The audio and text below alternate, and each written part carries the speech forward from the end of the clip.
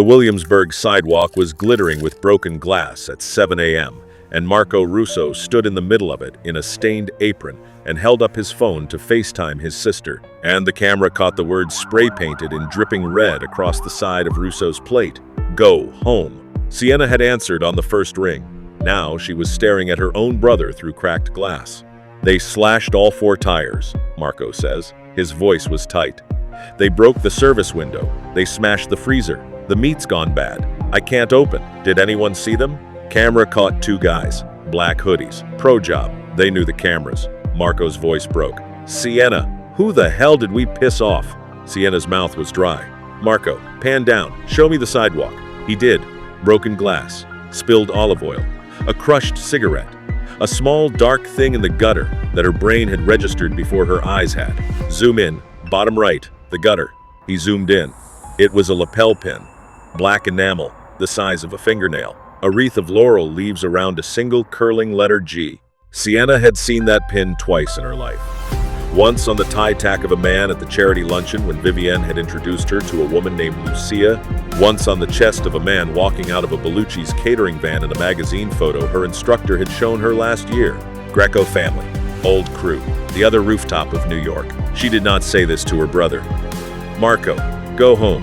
Don't open. Don't talk to anyone. I'll call you back in an hour." "Sienna, what is it?" "Marco, go home." She hung up. She turned around.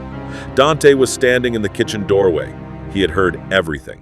The crystal chandelier in the Pierre's cotillion room threw 1,000 points of refracted light across the white linen and the gold chargers, and the rows of society wives in pearls, and at the center of the table, on a tiered silver stand, a single peach tart sat alone on a doily like a small, beautiful breathing bomb. Sienna was standing 2 steps behind Vivienne's chair. She was supposed to be invisible. She was watching every plate.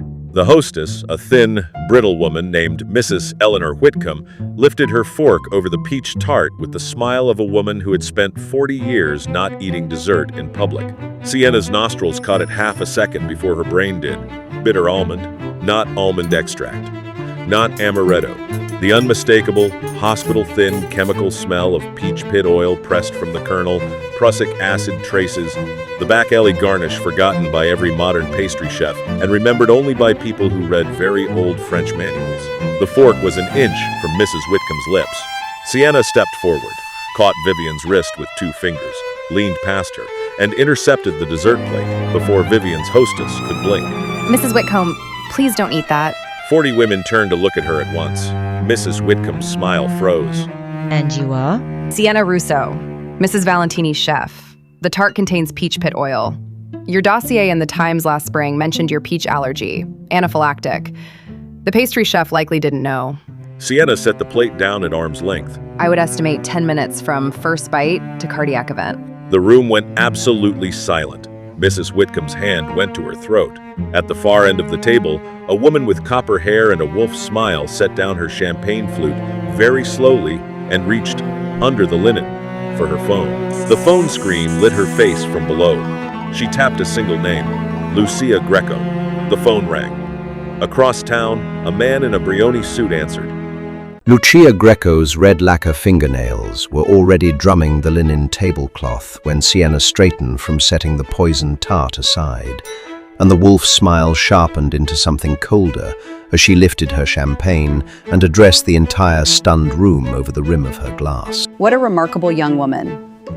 Tell us, Mrs. Valentini, where on earth did you find her?" Vivienne, who had been frozen in her seat for exactly 3 seconds, became composed again the way a sword becomes a sword after being sheathed. "She found us, Lucia. "And her name is?" Russo." Lucia's smile did not waver. Sienna watched the muscle at the corner of her jaw tighten by a millimeter. "Russo. From the food truck? The little Brooklyn truck, Russo's plate?" Sienna says very evenly. "My brother's truck." Yes. "How charming. Helen, you must try the truck sometime. Apparently the family has a gift. To Sienna Russo, saver of lives, we are all so grateful." 40 glasses lifted, 40 women drank. Sienna did not move. Under the table, Lucia's phone screen brightened, dimmed, brightened. Sienna watched her thumb move. Russo, Brooklyn. Truck. Brother. Confirm. A single text. Sent. Vivian reached up without looking and laid her hand over Sienna's wrist where it rested at the back of her chair. The grip was light. The grip was a vice. We're going home. Now. In the elevator down, Vivian did not say a word. The car was waiting at the curb. The doorman handed Sienna into the back seat. Sienna's phone vibrated.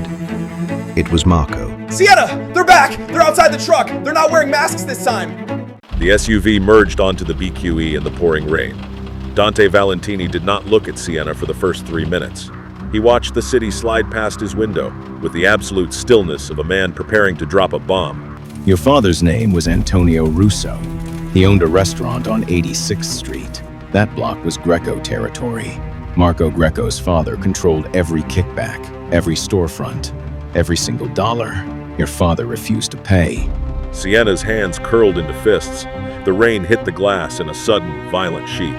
Sienna, your father did not die of a heart attack on his way home. He was murdered.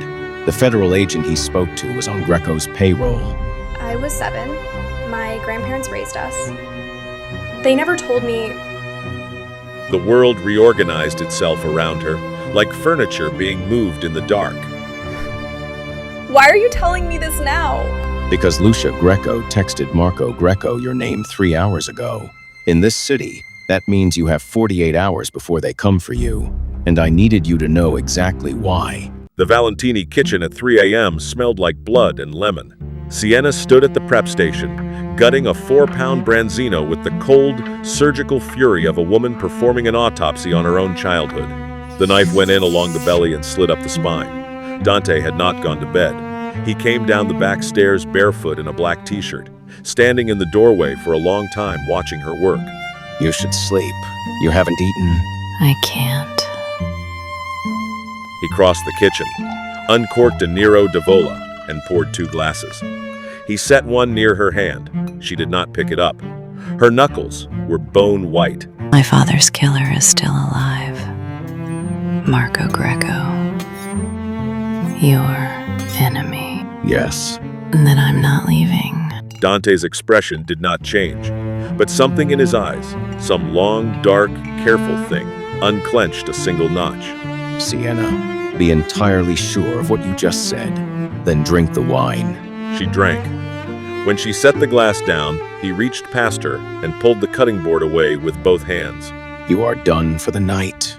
Sienna was up at 5 making cornetti. When the Valentini family came downstairs, every face was held in the too pleasant configuration of a household briefed in the night. Dante ate 1 pastry, drank his espresso, and left for the office without speaking. Vivian caught Sienna's eye and tilted her head. The conservatory, in 5. Sienna joined her among the lemon trees in the glass room. Vivian was deadheading the basil in a copper pot. She didn't turn around. He told you everything. My son does not tell women things, Sienna. He has told you because he has already decided about you. Now you have to decide whether you want him or not. I haven't even thought about. You have. You are a smart girl. Do not waste my time pretending otherwise. I will give you one piece of advice. My son is the most dangerous man you will ever meet. He has loved exactly twice in his life. He will become whatever you want him to be. Or he will die trying. Choose carefully. Why are you telling me this? Because I have already decided about you, too. The Yelp page for Russo's plate refreshed at 9:14 a.m., with a brand new 1-star review pinned to the top. The photograph showed a grayish, badly lit slider patty. The caption read, "Found a rat bone. They use rat meat. Do not eat here." By 10 a.m., Marco's meat supplier canceled. By 11, the health department scheduled a surprise inspection. The hashtag Russo's Rats was trending. Sienna closed her laptop. Her hands were perfectly still. She walked into Vivian's study without knocking. "I am fixing this myself," Sienna said. Vivian raised an eyebrow, staring for 3 long seconds. Then, she nodded. Sienna was on a train by 11:20. By 11:45, she opened a new wholesale account with a Brooklyn butcher. By 1 p.m., she had Marco's phone on a tripod, live streaming the entire prep to 14,000 viewers. Every cut, every sanitization step. By 4 p.m., 300,000 were watching. At 6 p.m., her phone buzzed with an alert. Bellucci's NYC under health investigation, rat feces found. The whisper back had reached the wrong restaurant. Sienna smiled at the screen for the first time in 2 days. The black SUV pulled up to a small storefront on Mott Street. Sienna stepped out, expecting a luxury office building. She looked up at the cracked red awning that read, "Joe's Shanghai Dumplings." She turned to Dante in confusion. Inside was a tile floor that had seen 40 years of grease.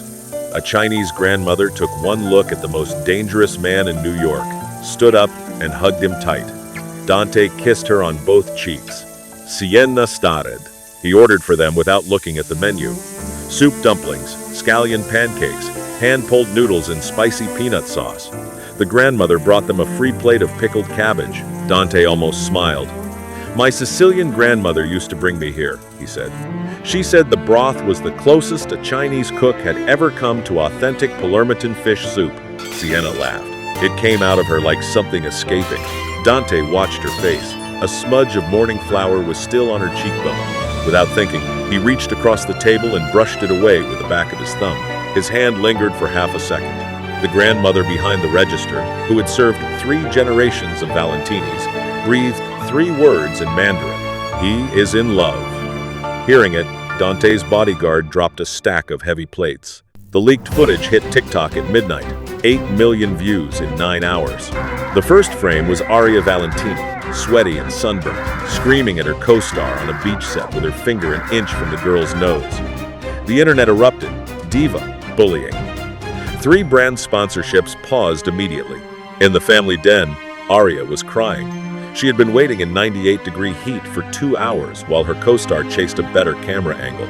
Sienna picked up the remote control and rewound the clip. At 0.47 seconds, the lighting changes. Sienna pointed. Look at the shadow on the umbrella. Whoever leaked this had the master file. This was not a phone recording. Somebody on the production team cut this and sold it. The room went dead quiet.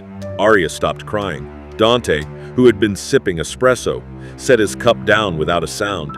"Get me a list of everyone with access to those files." Aria stood up and hugged Sienna tightly. Over Aria's shoulder, Sienna's eyes met Dante's across the room. His expression said, "Thank you." It also said, "I am running out of reasons not to walk over there and kiss you in front of my entire family."